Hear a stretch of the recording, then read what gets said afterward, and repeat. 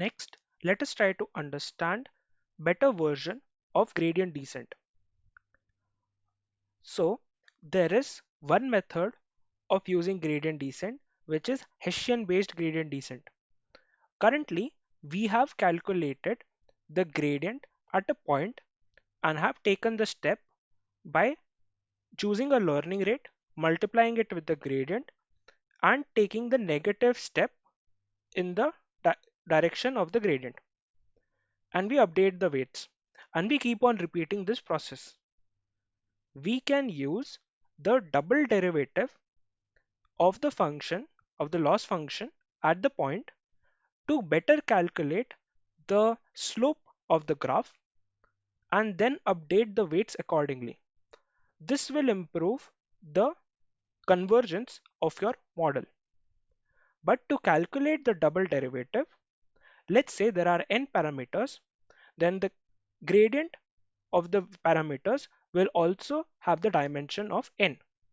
But when you calculate the Hessian matrix, which is the double derivative of the cost function, it actually has a dimension of n cross n, where n are the number of parameters.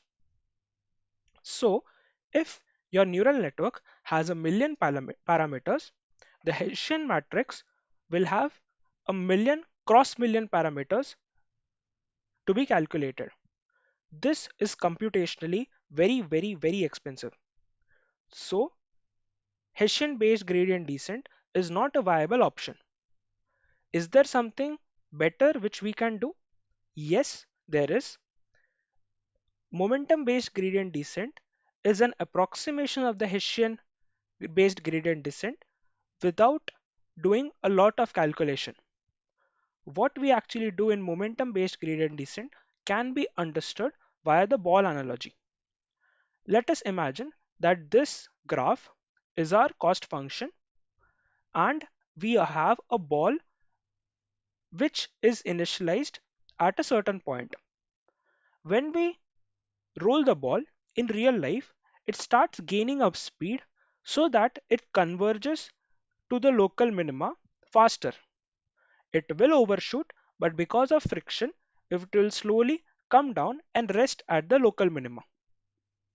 We can use the same analogy while doing gradient descent. In gradient descent, we just calculate the gradient and then take a step in the direction. But if the gradient always points in the same direction for many number of steps, then we can be sure that it will decrease in the next step as well and take a bigger step. We can do that with the analogy of this ball, and the name is given to be momentum based gradient descent. What we actually do is we keep on accumulating the previous gradients and take the current step based on the previous gradients. So if the gradient was 10 previously, if the current gradient is also 10, then instead of taking a step of 10, we will take a step of 20. That is how momentum based gradient descent works. It allows the convergence to be faster, but in the local minima, it will overshoot. How do we solve this issue?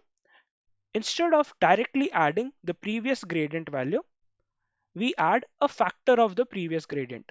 So we multiply the previous gradient by a value of 0.9 and then we add it to the current step. This ensures that the gradient slowly dies down and hence our model converges to the local minima.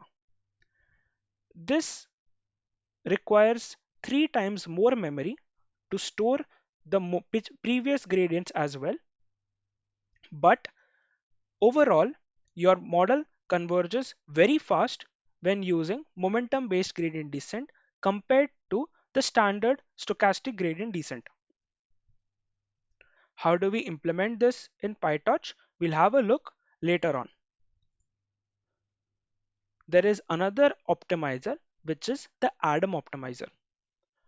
Adam optimizer incorporates the momentum based gradient descent, but it also updates the learning rate to optimize the loss while minimizing the number of gradient steps which are required. Adam Optimizer is smart and will automatically change the learning rate of your optimizer to ensure that your model converges.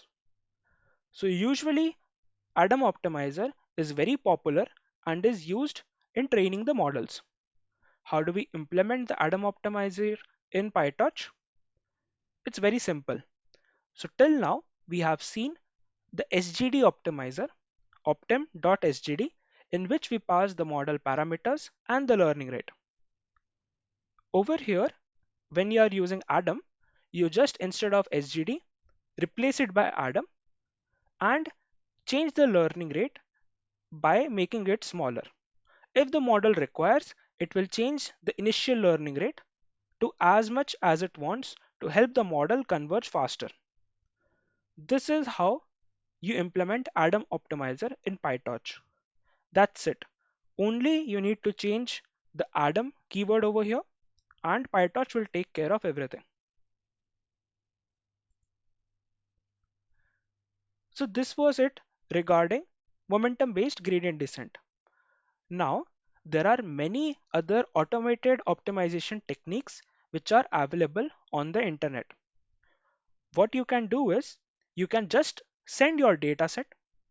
Google has created an auto ML vision which will automatically find out the best neural network model for your dataset.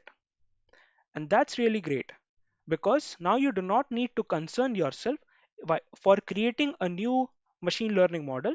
You just need to provide the dataset and the Google's AutoML will train the model for you. How it does is it does it so by training a neural network which will predict another neural network based upon the dataset. So the new neural network will work very good on the dataset which you provide. They have trained this network using reinforcement learning and it's very complicated to understand it, but it's a very interesting concept. Another thing is that if you want to find out the hyperparameters, you can do a grid search.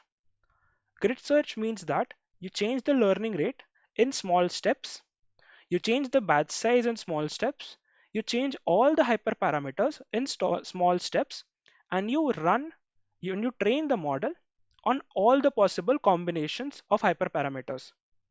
And finally, you note down the accuracy of the model on the validation dataset.